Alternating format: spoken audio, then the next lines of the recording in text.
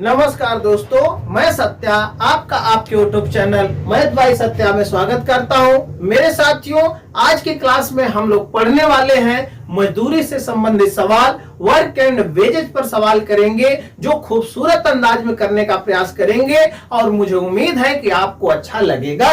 Guarantee अच्छा लगवाऊंगा, नहीं भी लगेगा जबरदस्ती लगाऊंगा। इस बात का मतलब क्या है कि मैं गारंटी देता हूं कि आपको सिखा दूंगा।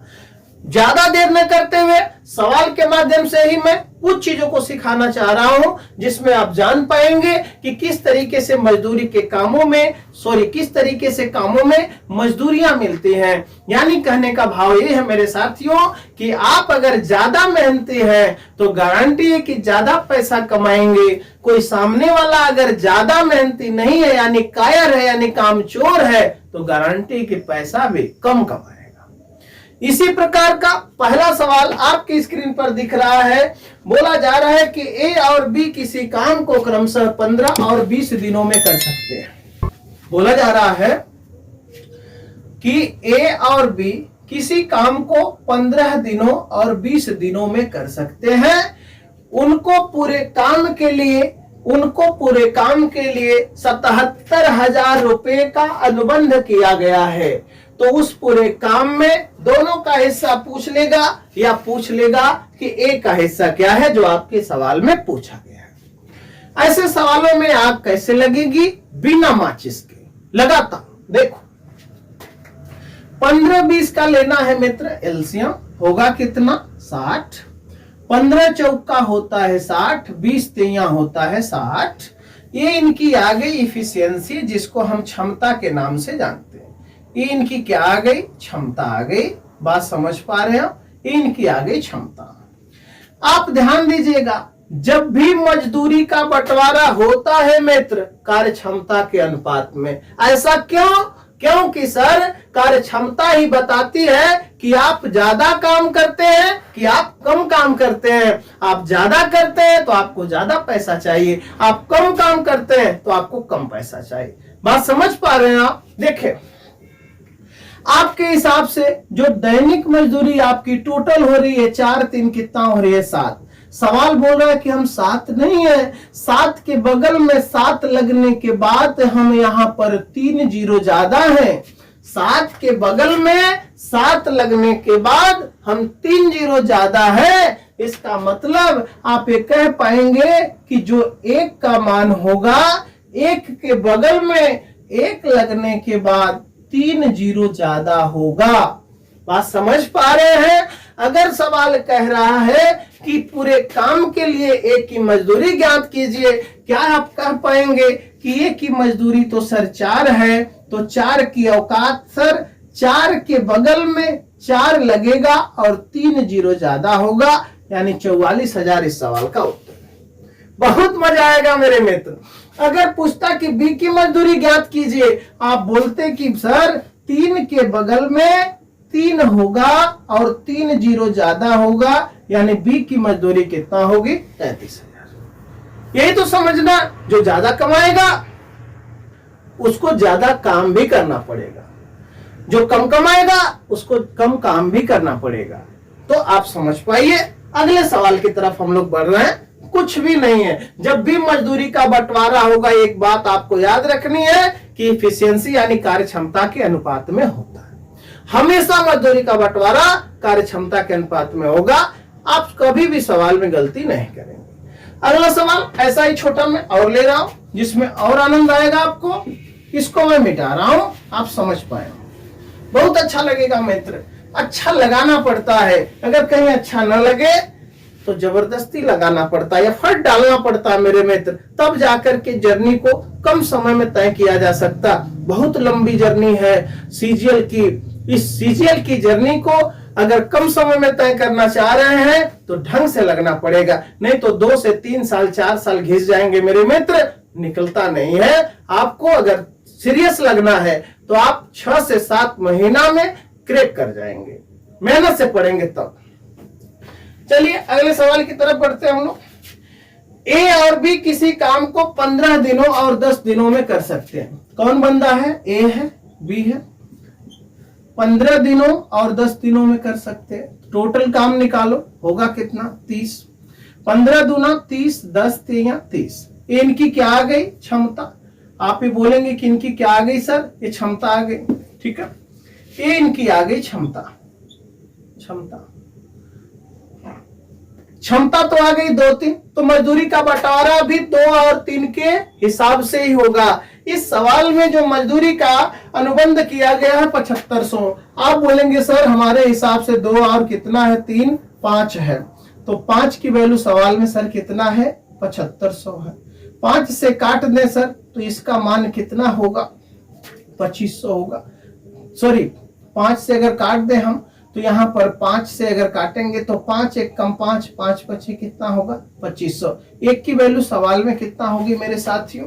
ठीक है, एक की वैल्यू सवाल में कितना हो जाएगी 1500। अब सवाल में बात बोली जा रही है, सॉरी ये 7500 नहीं है मित्र 75000 है ना। तो एक की वैल्यू सवाल में कितना होगी 15000। अब सवाल में बोल रहा है कि एक की मजदूरी ज्ञात कीजिए। तो एक की मजदूरी अगर ज्ञात करना है तो एक की मजदूरी 2 है। 2 की वैल्यू 15000 के हिसाब से कितना होगी 30000। 30000 इस सवाल का उत्तर। बात समझ पा रहे हैं। यानी हमेशा कार्यक्षमता के अनुपात में मजदूरी को बांट देना, सवाल वहीं लल्लू बन जाएगा, औकात में आ जाएगा। ठीक ना। अगले सवाल की तरफ हम लोग बढ़े और अच्छे सवालों के साथ हम पेश होना चाह रहे हैं। इसको मैं इरेज कर रहा हूं, ध्यान दीजिएगा। अगला सवाल ये कह रहा मित्र, अकेले सचिन 8500 रुपया के लिए एक कार्य को 8.5 दिनों में पूरा करता है। सचिन जो है 8500 रुपया के लिए 8.5 दिन में एक कार्य को पूरा करता है। आप लिखिए सचिन कितना दिन में 8.5 दिन में। मजदूरी कितना पाता है 8500। 8500 रोक के रखते हैं। एक बंदा और है, एक बंदे का नाम सामने वाला दे रखा है, विष्णु की मदद से वह कार्य को 6 दिन में निपटा लेता है। इसका मतलब सचिन का नाम अब इतना लंबा नहीं लिखूंगा मैं, नहीं तो सवाल लंबा होगा। सचिन को मैं यस मानता हूं और विष्णु को मैं भी मानता हूं। तो जब सचिन और विष्णु दोनों मिलकर के काम करते हैं तो काम 6 दिन में ही निपट जाता मेरे साथियों। काम 6 दिन में ही निपट जाता है। जब सचिन अकेला काम करता है तो काम 8.5 दिन में निपटता है। 8.5 और 6 का अगर हम लोग एलसीएम ले मित्र तो 8.5 और 6 का जो एलसीएम होगा 17 छक्का 102, यानी एलसीएम कितना होगा 102। ध्यान से बात समझिएगा, एलसीएम होगा 102। आप बोलेंगे क्या सर 54 नहीं होगा। ध्यान से बात समझिएगा, अगर 6 9 54 होगा तो 8 7 56, 8 8 64 होगा। ठीक है, 8 7 56, 8 छक्का कितना होगा 48, अब 5 छक्का 3, तो 48 3 51 होगा। तो ऐसा नहीं होगा। ठीक है, तो यहां पर एलसीएम कितना होगा 102 होगा। 85 का मतलब कि 8.5 से अगर 102 को डिवाइड करेंगे मेरे मित्र तो यहां पर 12 बार भाग जाएगी, क्योंकि 12 बट्टे 96 होता है और यहां पर 12 का आधा बेर गुणा करेंगे तो 96 6 102। ठीक है, यहां पर 17 छक्का 102, तो यहां पर क्षमता इनकी आ जाएगी 12 और कितना 17। ये इनकी क्या आ गई क्षमता। ध्यान से बात समझना, जब सचिन अकेले काम करता है तो 12 काम करता है और सचिन जब विष्णु की मदद से काम करता है तो 17 काम हो रहा है। क्या आप ये कह पाएंगे कि सर इस 17 काम में सचिन का हिस्सा 12 है और विष्णु का हिस्सा 5 है। आप ये कह पाएंगे सर टोटल ही काम कितना है विष्णु और इसका सचिन का 17 है। 17 की वैल्यू सवाल में सर कितना है 8500। कई गुना है सर 5 गुना है। सवाल में किसकी वैल्यू पूछ रहा है, किसकी मजदूरी पूछ रहा है। सवाल में पूछ रहा है कि विष्णु को भुगतान किए जाने वाली राशि ज्ञात कीजिए। तो विष्णु को भुगतान किए जाने वाली राशि 5 है। समझ पा रहे हो आप, विष्णु को भुगतान किए जाने वाली राशि कितना है 5। 12 किसकी राशि थी सचिन की, तो 5 की वैल्यू 5 के हिसाब से कितना हो जाएगी 2500। ये सवाल का उत्तर, ये सवाल का उत्तर बनेगा जो आपके ऑप्शन में दिख रहा है। बात समझ पा रहे। एक और सवाल करते हैं मेरे साथियों, अच्छा सवाल है, इसको भी हम लोग कर लेते हैं। देखो सवाल बोला है कि ए तथा बी एक साथ मिलकर किसी कार्य का 13/15 भाग करते हैं। ठीक है, ये खुद क्षमता दे रखा है। ए तथा बी मिलकर किसी कार्य का 13/15 भाग करते हैं। बी और सी मिलकर किसी कार्य का 11/20 भाग करते हैं। ठीक है, अब बोल रहा है कि यदि ए और सी की मजदूरी का अंतर 8600 रुपया हो, यानी ए और सी के, सवाल में क्या दे रहा है, ए और सी के मजदूरी के अंतर में कितना रुपया दे रहा है, 7600 रुपया, 8600 नहीं, सॉरी 7600 रुपया हो, तो सामने पूछ रहा है कि कुल मजदूरी ज्ञात कीजिए। मेरे मित्र, ऐसे सवालों में कैसे आप करेंगे, आप ऐसा सवाल प्रीवियस वीडियो में देखे भी होंगे, आप ध्यान दीजिएगा। जब सिस्टम में 3 लोग हैं, कौन कौन लोग हैं, 3 लोग, ए है, बी है और कौन है, सी है। तो जब 15 काम में 13 काम 2 लोग करते हैं, इसका मतलब कि 15 काम में 2 काम अभी बचा हुआ है, तो तीसरा वाला जो नहीं वो करेगा। सबसे दिक्कत की बात यह है मेरे मित्र कि यहाँ टोटल काम 15 है, तीनों के द्वारा किया गया। यहाँ टोटल काम कितना, 20। दोनों काम अलग अलग है, तो जब भी ऐसा सवाल आएगा आप क्या करिएगा, दोनों कामों को बराबर कर लीजिएगा, सवाल वही औकात में आ जाएगा। जैसे दोनों काम बराबर करेंगे तो 15 और 20 का एलसीएम, 15 और 20 का एलसीएम होगा कितना, 60। 60 से यहां भी गुणा कर लीजिए, 60 से यहां भी गुणा कर लीजिए। अगर कोई पूछे कि कुल काम बताइए, कुल काम कितना है, तो आप बताएंगे कि कुल काम सर कितना था, 60 था। बात समझ पा रहे हो, कुल काम कितना था, 60 था। 60 से जब गुणा करोगे 20 3 60, तो यहां पर कितना काम होगा, 33। किसके किसके द्वारा, बी और सी के द्वारा। कितना काम हो रहा है, 33। ध्यान से बात समझना, बी और सी के द्वारा 33 काम। 15 चौका 60, 13 चौका कितना काम होगा, 52। ये काम किसके द्वारा होगा, ए और बी के। ध्यान से बात समझना, जब 3 लोगों का सिस्टम है, ए बी और किसका, सी का, जब 3 लोगों का सिस्टम है, ए बी और सी का, यहां मैं लिख रहा हूं मेरे साथियों, ए बी और सी तीनों लोगों का जब सिस्टम है, तो यहां पर जब 60 काम टोटल है, 52 काम ए और बी ही कर दिए, तो सी का काम कितना बचा, 8। तो यहां सी का काम कौन रखेगा, कितना रखना पड़ेगा, 8। जब 60 काम में 33 काम बी और सी करते हैं, इसका मतलब कि ए का काम कितना बचेगा, 27। यानी अगर किसी काम पर बी और सी लगे हैं तो कौन बंदा नहीं दिख रहा है, ए। तो 60 में से 33 होने के बाद किसका काम बच जाएगा, ए का। बचेगा कितना, 27। टोटल काम ही 60 है मित्र, 27 ए कर लेता है, 8 बी सी कर लेता है, तो 27 और 8 जोड़ दें तो यहां पर कितना काम हो जाएगा, 35। 35 60 में से निकाल दें तो बी के जिम्मे कितना बचेगा काम मेरे साथियों, बी के जिम्मे कितना निकलेगा, 25 काम निकल जाएगा। बी के जिम्मे कितना काम बचेगा, 25 काम। तब टोटल क्या हो जाएगा, काम आपका 60 तैयार हो जाएगा। समझ पा रहे बात को। अब बोला है कि ए और सी के बीच में 76 का अंतर है। यहां पर देखा जाए कि ए और सी के बीच में कितने का अंतर है, 19 का। 19 की वैल्यू सवाल में कितना है, 7600। एक की वैल्यू सवाल में कितना होगी, 400। अगर एक की वैल्यू सवाल में 400 है तो कुल मजदूरी पूछ रहा है, तो टोटल मजदूरी कितना थी, 60। 60 की वैल्यू 400 के हिसाब से देखा जाए तो टोटल मजदूरी कितना होगी मेरे मित्र, 2400। टोटल मजदूरी कितना होगी, 2400। 2400 इस सवाल का फाइनल उत्तर होगा। तो मुझे उम्मीद है कि ऐसे सवालों को आप अच्छे से कर पाएंगे, ठीक ना। कुछ ऐसे ही ठीक ठाक सवाल मैं और ले रहा हूं जो थोड़ा सा टाइप चेंज करके है। वीडियो को शुरू से अंत तक देखें मित्र, आप समझ पाएंगे सवालों को कैसे करना है। अगला सवाल देखो, इसको नोट कर लीजिएगा, मैं हट जा रहा हूं।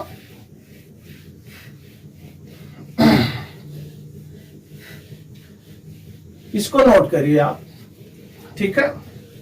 आप लोग इसको नोट करिए, मैं तो हट ही गया हूं, तो आप कैसे नोट करेंगे, इसका मतलब कि मैं भुलवा रहा हूं। समझ पाए आप, ठीक है। अगला सवाल देखिए, आपकी स्क्रीन पर दिख रहा है। बोल रहा है ए हर दिन 640 रुपया 8 घंटे काम करके कमाता है और बी हर दिन 360 रुपया 6 घंटे काम करके कमाता है। ठीक है, तो बोल रहा है कि उनकी दैनिक मजदूरी का अनुपात ज्ञात कीजिए। ठीक है, ए और बी की दैनिक वेतन का अनुपात ज्ञात कीजिए। ध्यान दीजिएगा, कोई बंदा एक बंदा ए है और एक बंदा बी है। ठीक है, ध्यान दीजिएगा, ये कितना कमाता है? 640 रुपया हर दिन कमाता। ये कितना कमाता है? 360 रुपया कमाता है मेरे मित्र। ये क्या है? हर दिन की मजदूरी है। तो जब दैनिक मजदूरी का अनुपात पूछे तो बस काट के उत्तर बता दीजिए, खत्म करिए। अगर दैनिक मजदूरी की बात करें तो काट के उत्तर बता देंगे। कितना हो जाएगा? 4 से काटेंगे तो 16 चौका 64 और 9 चौका 36। ये क्या हो गया? इनकी दैनिक, ये लल्लू सवाल है, दैनिक मजदूरी का अनुपात 16 संबंध 9 आ जाएगा। ध्यान दीजिएगा, दैनिक मजदूरी पूछेगा तो टोटल पैसा को डिवाइड कर दीजिएगा, रेशियो जो आएगा वो सवाल का उत्तर होगा। अगर सवाल में पूछ लेता कि दोनों की कार्य क्षमता का अनुपात ज्ञात कीजिए, तब आप इस भाव में सवाल लिखते कि अगर सवाल में कार्य क्षमता पूछ लेता, सवाल में अगर पूछ लेता कि दोनों की कार्य क्षमताओं का अनुपात ज्ञात करें, तो आप बोलते कि 640 को सर 8 घंटे में करता 640 रुपया कमाने के लिए काम, तो 8 से डिवाइड कर लीजिए। ए किसकी क्षमता हो जाएगी? ए की।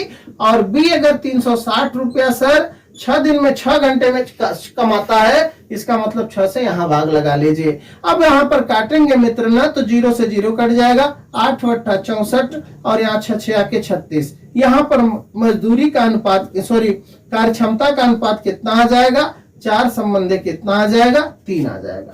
बात समझ पा रहे हैं? ये अनुपात किसका होगा? कार्य क्षमता का। लेकिन जब दैनिक मजदूरी का अनुपात पूछेगा तो 16 9 लगा के हट जाएगा, जो आपके ऑप्शन में दिख रहा है। समझ पा रहे बातों को? दोनों बातें अलग अलग हैं, ध्यान देना।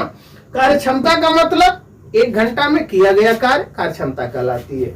1 दिन में किया गया कार्य कार्य क्षमता कहलाती है। 1 मिनट में किया गया कार्य कार्य क्षमता कहलाती है। यानी 1 घंटे का कार्य निकालना था। समझे बात को? दैनिक मजदूरी का मतलब 1 दिन की जो मजदूरी है, रोजमर्रा वाली, डेली कमाने वाली, उसको दैनिक मजदूरी बोलते हैं। उसके लिए ओ रेशियो, इसके लिए ए रेशियो निकालना है। ऐसा सवाल एक और हम लोग कर लेते हैं जो पेपर में ही आया है। ठीक है, इसको नोट कर पाए आप? ठीक है, नोट कर लीजिए। अगले सवाल को मैं कराऊं। अगला सवाल इस प्रकार है मेरे मित्र, सीरियस बनिए, ढंग से पढ़िए, मजा आ जाएगा मेरे दोस्तों, आग लग जाएगी पूरे सिस्टम में। ठीक है, चलिए। ये 100 रुपए प्रति घंटे कमाता है तथा दिन में 8 घंटे काम करता है। अब सवाल देखिए कैसे बोल रहा है। ये 100 रुपया प्रति घंटे कमाता है लेकिन दिन में 8 घंटे काम करता है। फिर बोल रहा है बी 120 रुपये प्रति घंटे कमाता है लेकिन प्रतिदिन 6 घंटे कार्य करता है। तो दोनों की दैनिक मजदूरी का अनुपात ज्ञात करें। तो आप ये बोलेंगे कि सर फिर दैनिक मजदूरी की बात है, इसका मतलब टोटल पैसा का रेशियो निकालना है। ए है और कौन बंदा है? बी है। ए 100 रुपया कमाता है 1 घंटा में, तो 8 घंटा में कितना कमाएगा? 100 × 8 यानी 800 रुपया। बी 120 रुपया कमाता है 1 घंटा में, इसका मतलब है कि 6 घंटा काम करेगा तो 120 गुणे में 6 रुपया होगा। अब इनका हम क्या करें? इनका हम अनुपात निकाल लें तो 20 × 25 100 होता है, 20 × 6 120। 2 से काट दे तो 2 × 8, ठीक है, और 2 × 3 कितना होता है? 6। 2 दूना 4, 2 3 कितना होता है? 6। तो 5 दूना कितना होगा? 10 और 3 3 कितना होगा? 9। ये कौन अनुपात आया? दैनिक मजदूरी का। दैनिक मजदूरी का यानी दैनिक वेतन का। दैनिक वेतन का क्या आ गया? रेशियो आ गया। ये सवाल हमसे पूछा जा रहा है, जो आपके ऑप्शन में दिखाई दे रहा होगा। ये सवाल है आपका। ठीक है मेरे मित्र, तो यहाँ पर वर्क एंड वेजेज के ऐसे ऐसे सवाल थे, इनको आप आराम से कर ले जाइएगा। ठीक है, क्लास को यहीं पर हम लोग एंड कर रहे हैं। तब तक अपना ख्याल रखिए, मस्त रहिए, व्यस्त रहिए। हमेशा भगवान आपके जीवन में खुशियां दें। वीडियो को लाइक शेयर करना मत भूलिए, सब्सक्राइब करना चैनल को मत भूलिए। अगले क्लास में हम लोग इसी उत्साह उमंग के साथ मिलेंगे। तब तक अपना ख्याल रखिए। बाय।